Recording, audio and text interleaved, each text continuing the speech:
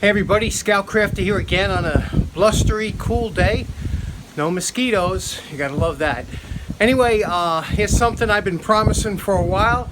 Let's get to it. Okay, here's a video I've been trying to make for a while. I promised I would show you guys. A couple people asking me how I made this nut and bolt tester that I use for the wrench tester.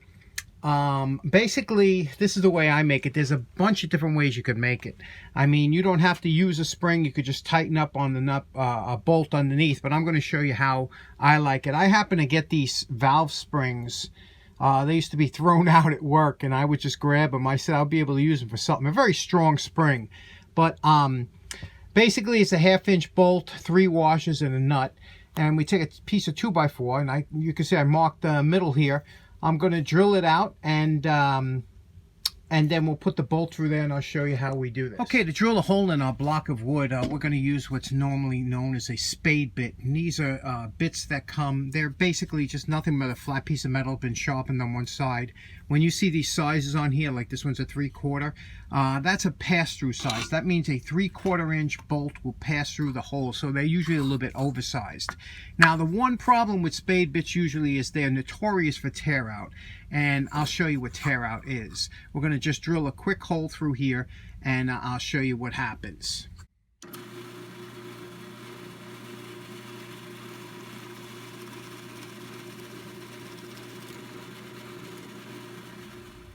Okay, now if you look at the bottom here, you'll see it tore out the bottom fibers of the block of wood.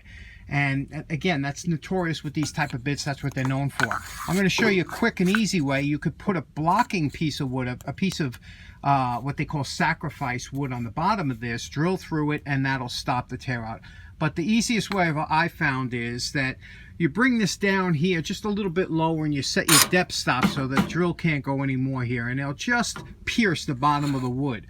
So I'll show you what that means when we do it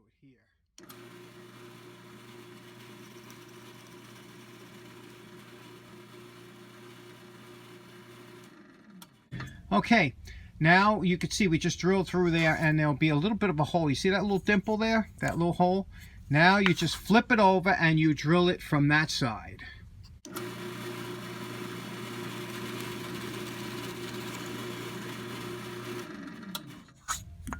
And that's how you get a nice, perfect, clean hole with a spade bit without having any kind of backing point or anything, and you get no tear out. Okay, now that the hole is drilled, and remember I told you it was a pass-through hole, which means that this will slide through without any problem. So that's what that 1/2-inch hole is. Another thing is this bolt, to measure a bolt, you measure it up to the head. So you take your regular ruler and you slide it up to the head of the bolt like this, and you can see this bolt here is 3.5 inches. And it's a 1/2 inch by 13-inch threads per inch. So what we'll do is we're going to pass it through. I just gave this a little bit of a shine up because I don't want the wrench to hang up on the top of the washer here. So we're going to pass that through like that. Then we're going to have another washer on the bottom here so that this doesn't dig into the wood. By the way, with the wood, we chamfered all the edges and everything, and we're going to put a coat of stain on there before we're going to reassemble everything.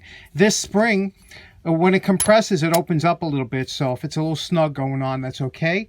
And then one more washer here, and we use a lock nut, a nylon nylock, they call them, locking nut, so that when we adjust this, we can get whatever torque we want, and I'll show you how that works.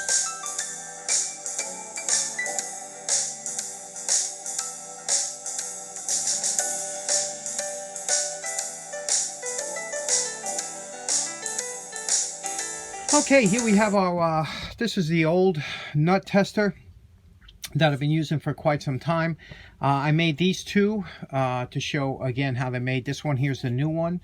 And the best part now is we get to adjust the torque, how much torque we want to have. Now, when trying out wrenches, this one here I made just a quick one to show you. This one without a spring, just using a lock washer. You can see the split washer there, and 2 washers in here. I recessed it a little bit, and I used a polyethylene type material that the wrench won't scratch or anything, and it's a really nice unit. We'll try that out and see how much torque we get on here. But I like to have about between 5 and 10 pounds of torque. And how do we do that? Now, to measure the torque, we'll use my nice vintage Indestro Super Torque Wrench. And this one's really cool. And these work great, you know. This one's a 1/2-inch model, vintage from the 60s. It has a gauge up here, too, if you're using it. I just love this one.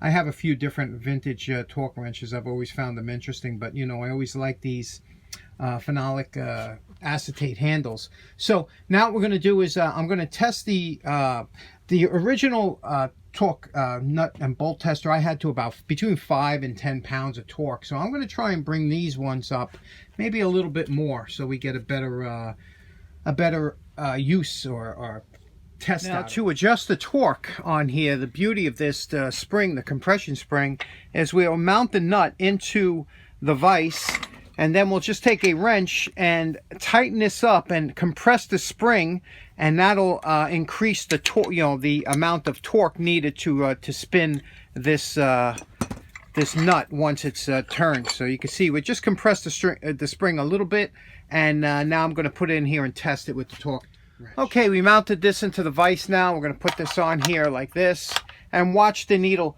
until it moves. See, it's just moving to about 5 pounds on the scale here before the nut starts to turn, and that's about just where we want it, just about 5 pounds before it turns.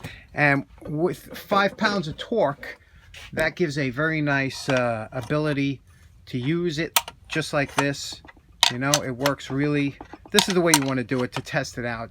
I don't want to spin the, you know, the vise around. I don't bolt it down a lot of times when I use it. So this one's good. Let's try the other one. Okay, we mounted this one up, tested. This one's about 3 pounds. It's a little bit lighter. It's a larger one. The nut on here, the other one's 3/4. This one's a little bit larger, so for my larger wrenches, but it does work. This one, again, you know, you don't have, without that spring, you don't have the real adjustment capability of making it real tight. This one here, I'm just using an old Klein from Japan. Open end. You remember this one here, we had I had to adjust the jaws on another video because it was locking up, but it works. You can see it works real nice on here.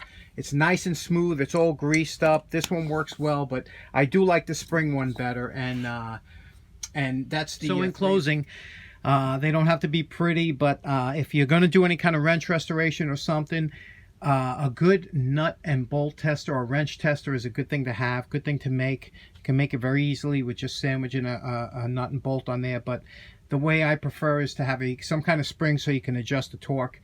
Hope you enjoyed the video, and thanks very much for tuning in. Take care. Have a nice day. Bye-bye. A little extra credit for some of you guys that like some really nice torque wrenches, huh? I tightened it up. I can get up to 25 pounds of torque here, see? Just by tightening up that spring. That's what's nice about this wrench tester. Okay, thanks again. Bye-bye.